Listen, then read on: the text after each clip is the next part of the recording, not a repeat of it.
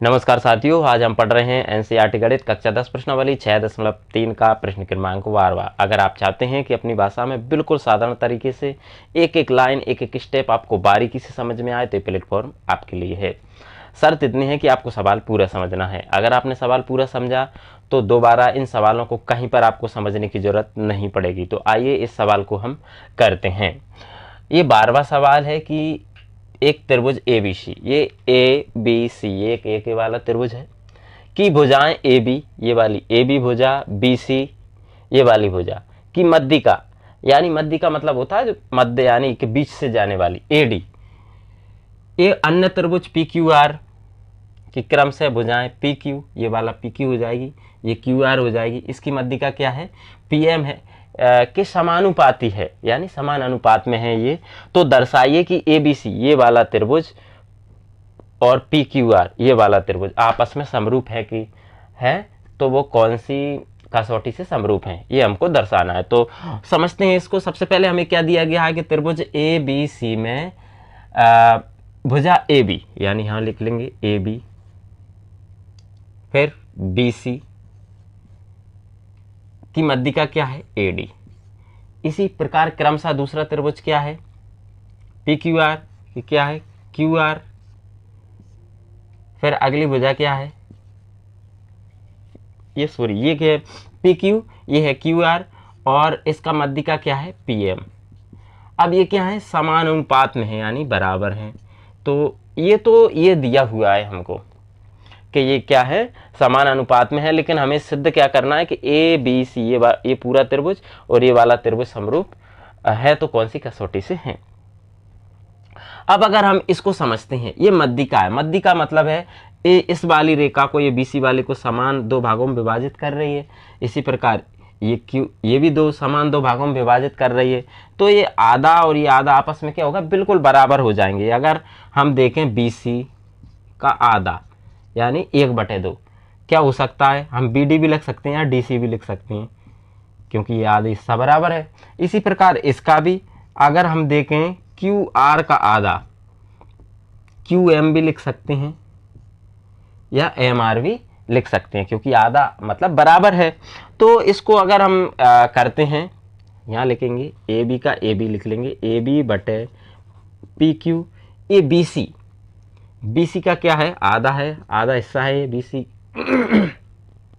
BC का आधा लिख देंगे 1/2। इसी प्रकार 1/2 QR का आधा बराबर AD/PM। अब अगर इसको और सॉल्व कर देते हैं तो ये हो जाएगा AB/PQ बराबर 1/2 BC का आधा, हम BD भी लिख सकते हैं, तो यहाँ पर हम लिखेंगे BD, और 1/2 QR का आधा हम QM भी लिख सकते हैं, तो यहाँ पर लिखेंगे QM बराबर हो जाएगा AD/PM। अब इसको देखते हैं, AB यानी ये वाली भुजा AB, इसके अनुपात में क्या हो गया? PQ ये वाली भुजा हो गई, इसके अनुपात में ये हो गई BD, ये हो गई BD, इसके अनुपात में QM ये वाला हो गया QM, AD ये हो गई A से D ये वाली बीच, और PM ये वाली, यानी ये वाले त्रिभुज की बात, ये दोनों त्रिभुज आपस में क्या हो गए? समान अनुपात में है इनकी भुजाएं, तो ये समरूप हो गए। तो हम लिख सकते हैं, इसको दे देंगे हम समीकरण 1। अब जब ये त्रिभुज समरूप होगा तो इनके संगत कोण भी आपस में क्या होते हैं? बराबर होते हैं। तो हम कोण भी बराबर कोण Q भी कर सकते हैं। तो यहाँ पर हम लिखेंगे, सबसे पहले तो ये लिख लेते हैं समीकरण 1 से क्या हो जाएगा? ABD समरूप हो जाएगा, त्रिभुज ABD समरूप हो जाएगा त्रिभुज PQM।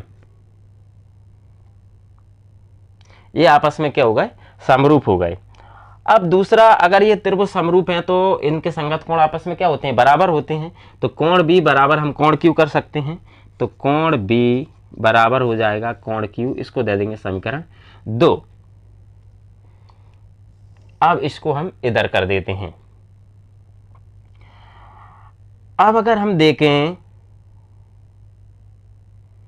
लेकिन हमें निकालना क्या है, हमें निकालना है ए बी सी और इसको समरूप दर्शाना है पी क्यू आर।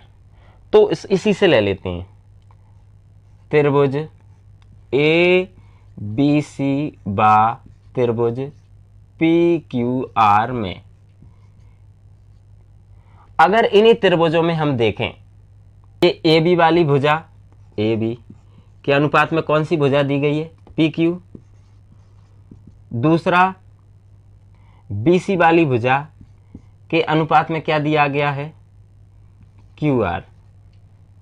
ये A B P Q B C Q R, ये कहाँ है, दिया है, ये तो दिया है, यानी ये दो भुजाएं क्या हो गई, समान अनुपात में हो गई। दूसरा एक इसका एक कोण भी बराबर क्या हो जाएगा, कोण क्यू, तो कोण बी बराबर हो जाएगा कोण क्यू। इसको दे देंगे समीकरण 1 से, समीकरण 1 से।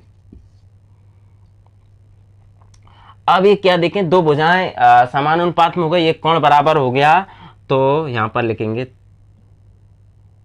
त्रिभुज ए बी सी समरूप हो गया त्रिभुज पी क्यू आर।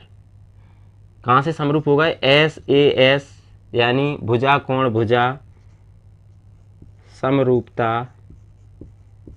कसौटी से, कसौटी से।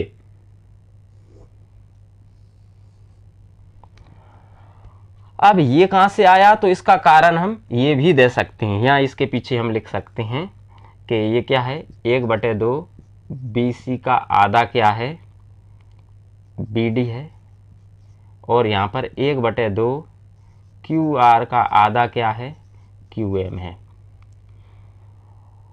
तो इस प्रकार आसानी से इस सवाल को आप कर सकते हैं। उम्मीद करते हैं कि सवाल आपको समझ में आया होगा। अगर आपको समझ में आया है तो चैनल को सब्सक्राइब कीजिए, बेल आइकन का बटन जरूर दबाइए ताकि नेक्स्ट आने वाले सवालों की नोटिफिकेशन सबसे पहले आप तक पहुंचे। और अगर वीडियो पसंद आया तो उसको लाइक शेयर कमेंट जरूर कीजिए। बहुत बहुत धन्यवाद।